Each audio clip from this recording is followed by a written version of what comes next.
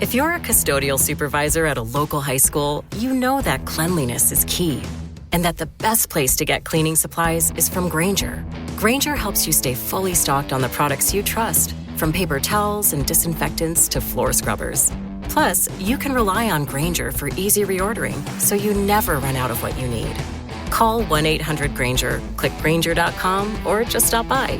Grainger, for the ones who get it done.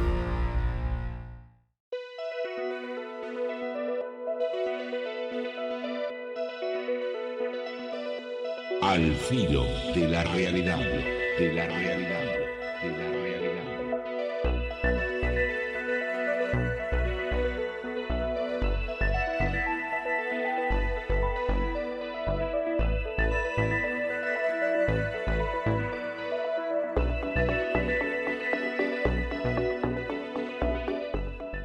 Una disciplina para ser científica tiene que cumplir tres axiomas.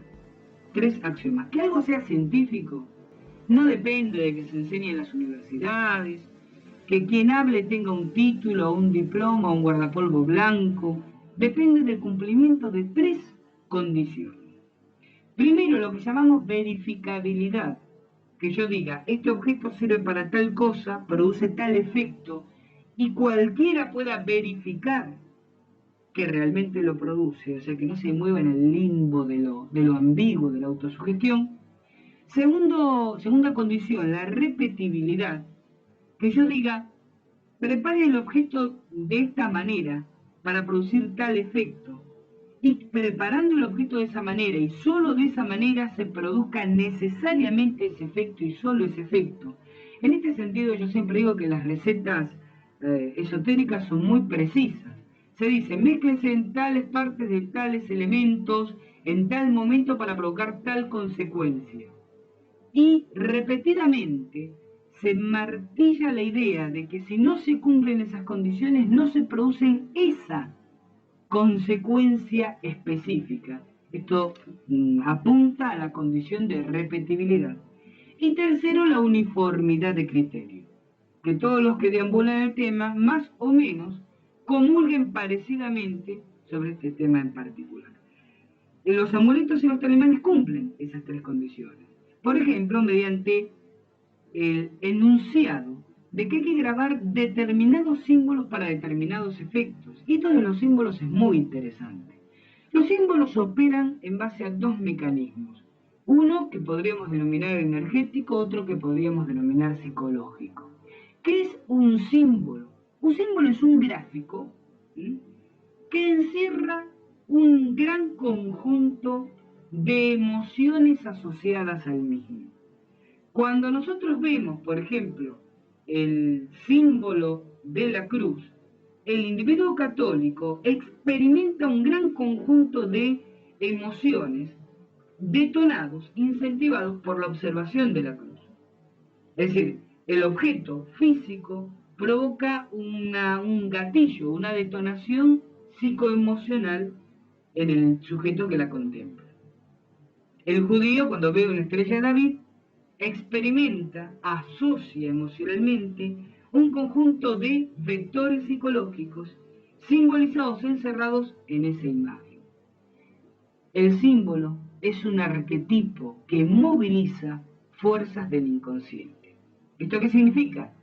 Que si yo sé, por ejemplo, que determinado símbolo esotérico, digamos, la estrella de 5 puntas, significa, es decir, contiene la idea de salud física y mental de quien lo usa, por un montón de considerandos que ahora sería muy largo abundar.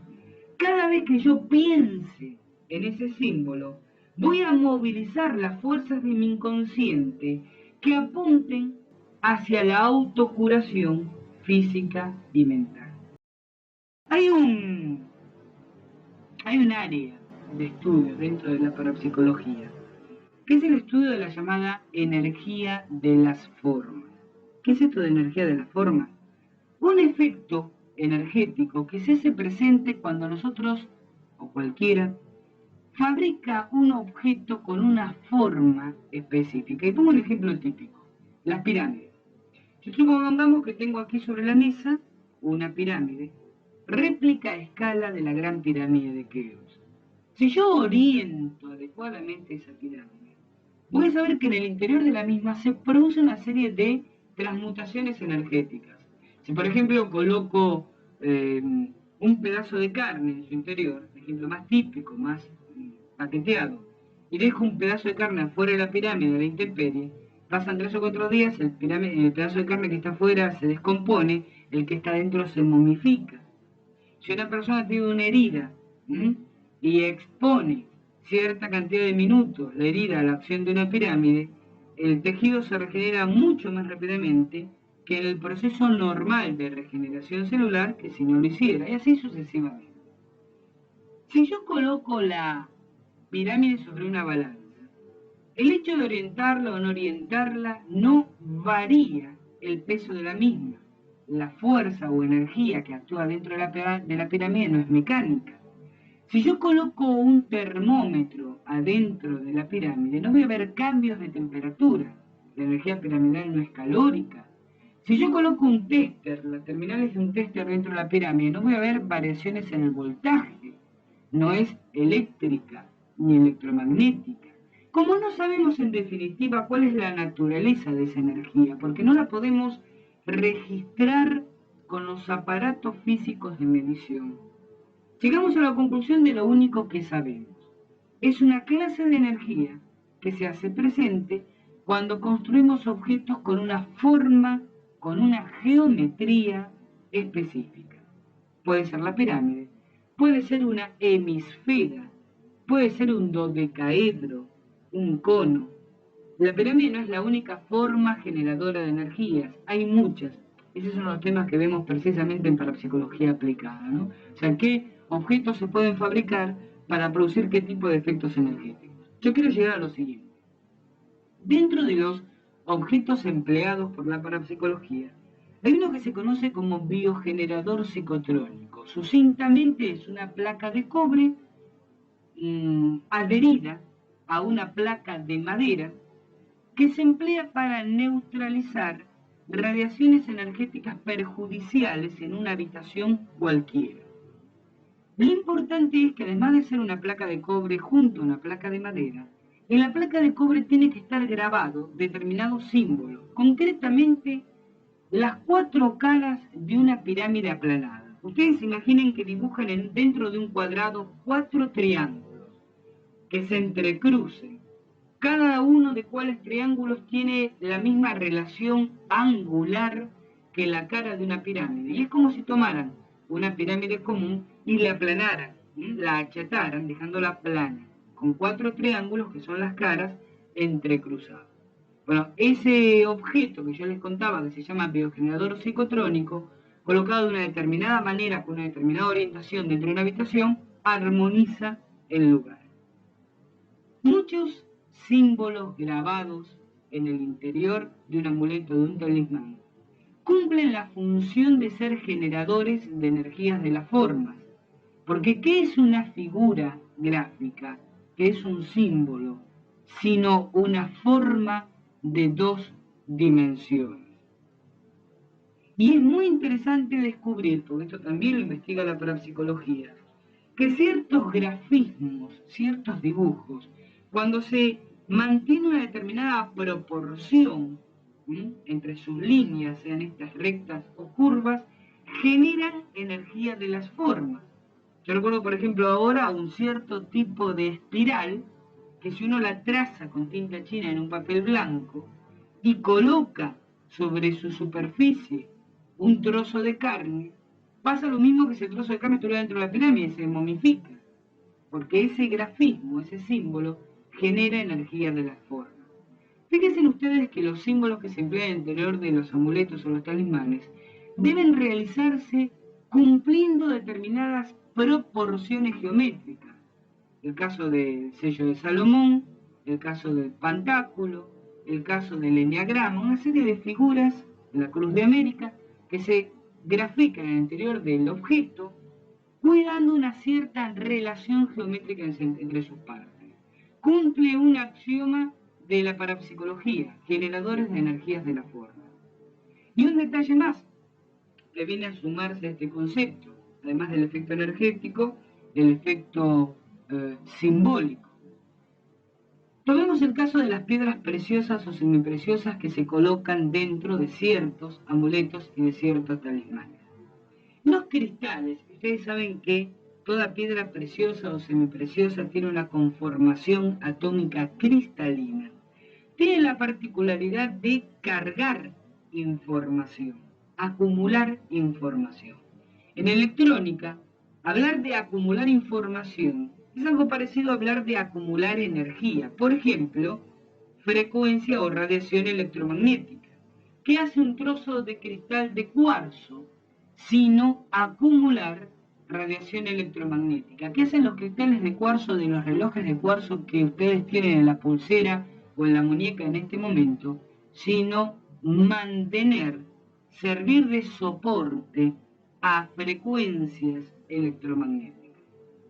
Si yo tengo un trozo de cristal, por ejemplo un trozo de ágata o de amatista o de cristal de roca o de jade o de ojo de tigre, distintos tipos de piedras que se emplean en amuletos y talismanes, y por ejemplo lo sostengo entre mis manos, entre mis puños, apretado un cierto tiempo, la estructura atómica del cristal también va a cargar energía. En este caso, ¿qué tipo de energía? El llamado campo bioenergético o campo bioplasmático del ser humano. Para el ejemplo que estoy dando, el mío. Yo he comentado en otros programas que el ser humano emite una especie de campo de radiación que para psicología recibe el nombre de campo bioplasmático, lo que históricamente y popularmente se ha conocido con el nombre de aura. Entonces, esa radiación, esa energía, impregna el cristal y usted la puede sostener, conservar un cierto periodo de tiempo. Si yo le doy ese cristal, por ejemplo, a Toto Vecchia, le digo, llevar un cierto periodo de tiempo contigo, encima tuyo, cerca tuyo. Como el campo bioplasmático del ser humano se extiende hasta 50 o 60 centímetros del cuerpo físico, ese cristal durante un largo periodo de tiempo va a estar cediendo, va a estar entregando la energía residual que ha cargado. ¿A dónde la va a estar entregando? Al campo bioplasmático de Toto. Si mi energía es armónica, es equilibrada, o como dice la gente popularmente, es positiva, la energía que el cristal va a entregar a Toto va a ser armónica, equilibrada, positiva. Si Toto está desarmonizado energéticamente, va a tender al equilibrio, al mejoramiento energético, porque ese cristalito o esa piedra preciosa o semipreciosa va a actuar como una pequeña pila que le entrega energía hasta que se agota.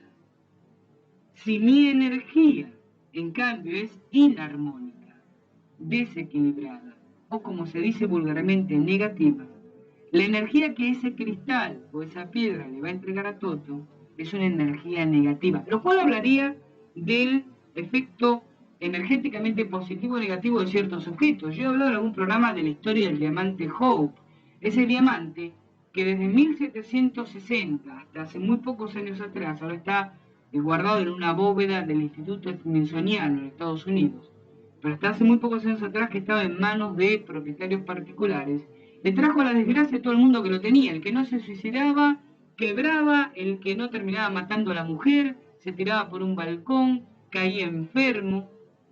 Todos sus poseedores terminaron mal, pero no terminaron mal porque algún tipo de demonio maligno anda sentado a cococho arriba del diamante, sino porque ese diamante, quizás impregnado, vamos a decirlo así, con algún tipo de radiación inarmónica, desequilibró el primero de sus poseedores. Ese individuo, antes de suicidarse, antes de morir, antes de deshacerse del diamante, durante muchos años, cada vez más inarmónico, aumentó la inarmonicidad del diamante, que llegó a otro propietario más cargado negativamente. Lo perjudicó, se cargó de más negatividad y fue una especie de efecto cascada. A medida que iban pasando las décadas, a medida que iban pasando los siglos, iba siendo cada vez más maldito su efecto por la radiación negativa de sus sucesivos propietarios. Así como entonces un una piedra preciosa, semipreciosa, puede ser energéticamente hablando programada negativamente, también puede ser programada positivamente. Y ahí está el efecto benéfico de amuletos y talismanes. Vamos a un tema musical, volvemos y seguimos hablando de este tema.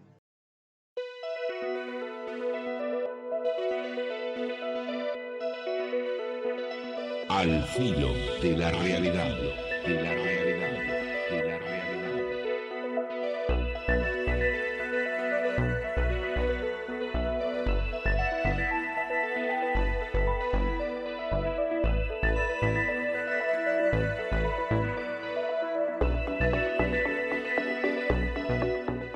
Continuamos en el filo de la realidad. Nos acercamos a los tramos finales. Comenzamos a redondear estas reflexiones sobre los amuletos y talismanes. Yo vuelvo a una consideración que hice al principio. Ver la credibilidad del amuleto y talismán pasa por lo siguiente. Hay talismanes y amuletos que no sirven pero ni para colgar de adorno, como decimos en espantoso. Por ejemplo, lo que anuncian en las revistas de grandes tiradas, ¿no? Compre el Buda de la suerte, frute de la pancita y ganará 100.000 pesos. O esos que nos anuncian ciertas revistas, por ejemplo, a ver alguno que me acuerde. Ah, sí, este es genial, ¿no? Las bombillas, sí, las bombillas dije, ¿eh? Las bombillas para el amor, el éxito en los negocios y la salud física. Unos delincuentes que en Buenos Aires venden 3 bombillitas para tomar el mate, ¿no? Una tiene un caballito de mar, otra tiene un corazón, el otro tiene no sé qué me acuerdo. Si ustedes toman mate con la bombilla del corazón, bueno, se les abren las puertas de los corazones de todas las chicas o de todos los varones, depende del sexo de quien lo use, o no, por el mero hecho de usar esa bombilla. Si usan el del hipocampo, el caballito de mar, de pronto el dinero empieza a entrar a raudales en casa. Y si usan la otra, bueno, es como que nunca se van a enfermar absolutamente nada. Lo terrible de todo esto es que la gente está tan desesperada que lo compra. Yo una vez en Buenos Aires, en el año, esperen que me ubico, en el año 87, vamos a remontarnos 5 años atrás, tuve oportunidad de hablar en una convención de comerciantes con uno de los socios de la empresa que fabricaban los Budas, ¿no? ¿Recuerdan ustedes esa publicidad? Bueno, había 2 tipos de Budas, creo, una cosa así. La campaña publicitaria de ellos abarcaba toda la República Argentina, Uruguay, por supuesto, Bolivia y Paraguay. En octubre del 87, la campaña había empezado, si no me equivoco, a mediados del 83 aproximadamente. En octubre del 87 llevaban vendidos, habían superado el 500.000 de Budas, los 500.000 Budas, a un costo promedio, saquen cuentas, a un costo promedio de $60 cada Buda. Eso hace un paquete de $3 millones. ¿Hago bien la cuenta? No, de $30 millones. 500.000 Budas a $60, 5 millones es $30 millones. 30 millones de dólares. Están sacando la cuenta los chicos en la parte técnica, pero si 30 palos. Claro, uno tiene que deducir de eso sueldos, impuestos, los costos publicitarios que son altos, pero de 30 millones de dólares a esta empresa le tiene que quedar, por lo menos calculo yo, limpio, el 20%. Y seguían vendiendo, estamos hablando del 87. Entonces la desesperación de la gente hace que a veces se aferren a cualquier cosa. En algunos casos funciona, claro. Vuelvo a lo del efecto psicológico del talismán, ¿no? Pero en otros casos no, y entonces la gente dice, bueno, todo eso evidentemente es una pavada. Conclusión, los amuletos y los talismanes comprados en las santerías, comprados por correo, comprados en los negocios de regionales, no sirven para nada. Y como dije antes, a veces ni siquiera para adornar de tan feos que son.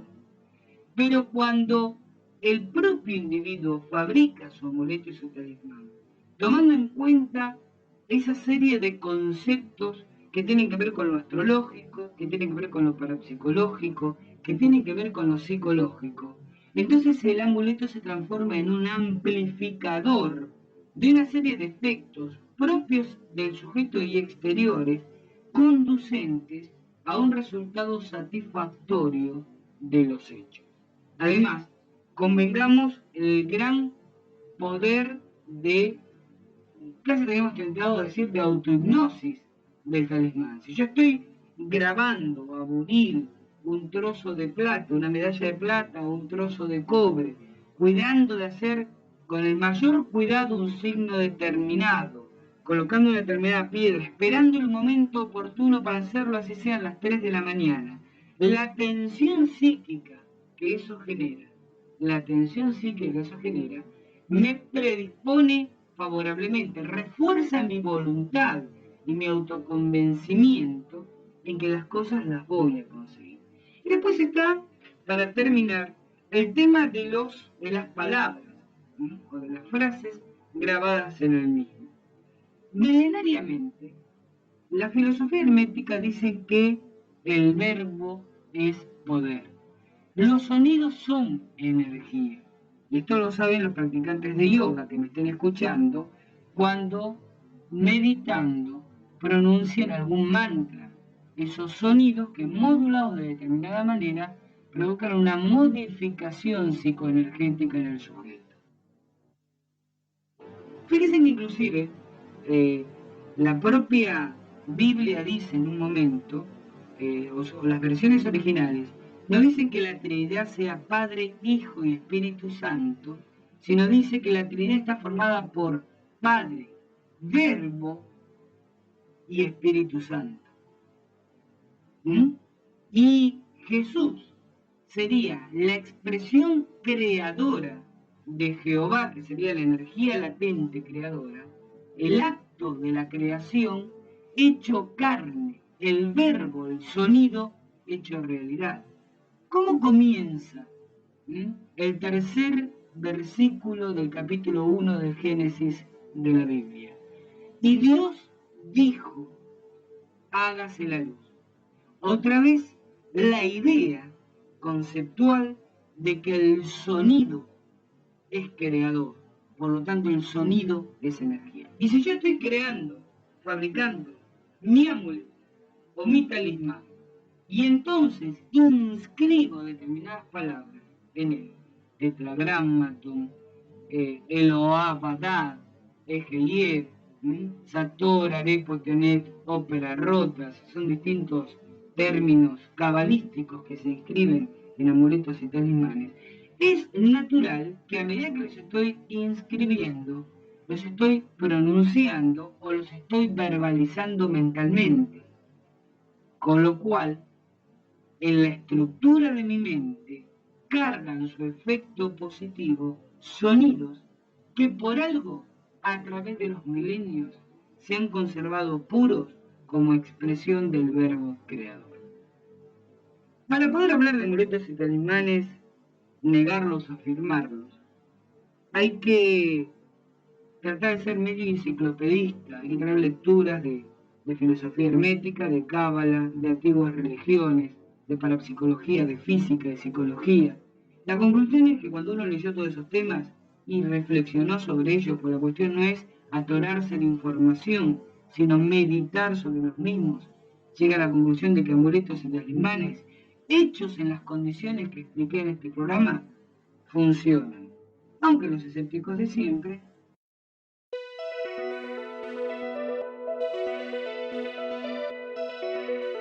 Al filo de la realidad, de la realidad, de la realidad.